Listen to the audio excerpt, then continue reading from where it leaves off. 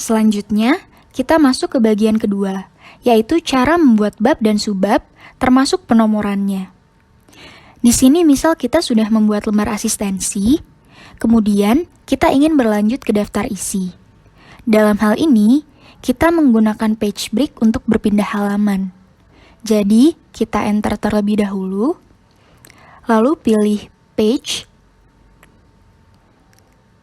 Nah, cara cepat untuk berpindah halaman dengan page break ini dapat dilakukan dengan Ctrl plus Enter pada Windows dan Command plus Enter pada MacBook.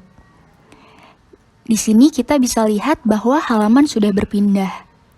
Kemudian kita berjudul daftar isi. Halaman-halaman berisi daftar selanjutnya juga sama kita buatnya.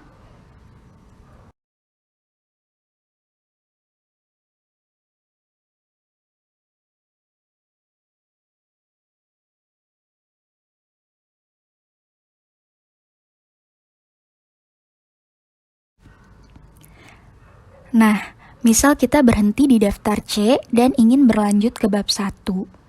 Di sini kita menggunakan section break.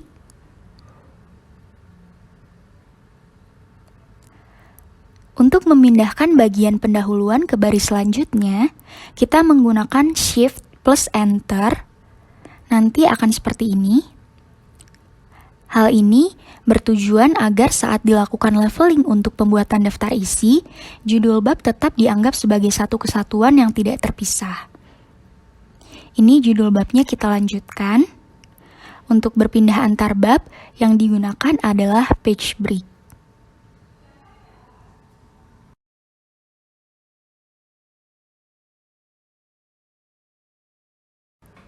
Selanjutnya adalah mengenai penomoran subbab. Kita menuju ke tab Home. Misal, di sini kita ingin membuat subbab di bab 1. Jangan lupa di justify atau rata kanan kiri dulu untuk teksnya. Di sini kita akan buat misal 3 subbab. Kita pilih numbering dahulu, lalu pada list kita pilih define new number format. Di sini kita ganti menjadi seperti ini. Lalu akan keluar nomor subbabnya. Kemudian kita tuliskan judul. Untuk judul subbab, ukuran fontnya 12. Nah, hasilnya akan seperti ini. Di sini kita belum selesai. Kita perlu memperhatikan bagian ruler yang ada di atas ini. Apakah jaraknya sudah sesuai? Agar rapi, kita bisa memajukan judul subbab hingga 0. Di sini kita bisa ke bagian paragraf. Kemudian di line and paragraph spacing, kita pilih line spacing options. Kita blok terlebih dahulu judul-judul subbabnya. Kemudian pilih line spacing option. Di sini kita bisa lihat bagian indentasi. Ada yang kiri dan kanan. Yang kiri kita ganti 0, yang berarti jarak teks dari bagian kiri sebesar 0.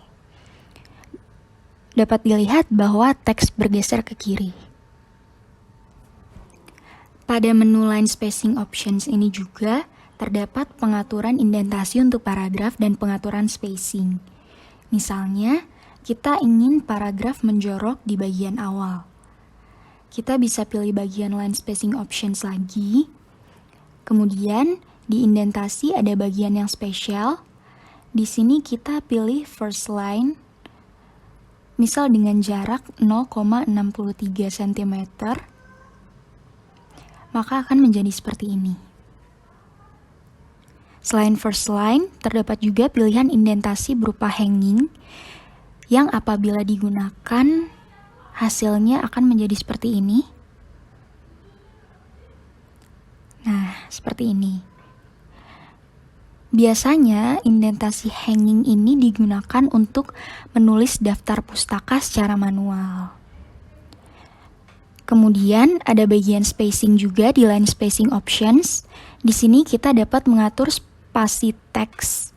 Misalnya kita ingin teks dengan line spacing multiple dengan jarak 1,2. Nah, kita akan mendapatkan hasil seperti ini pada teksnya.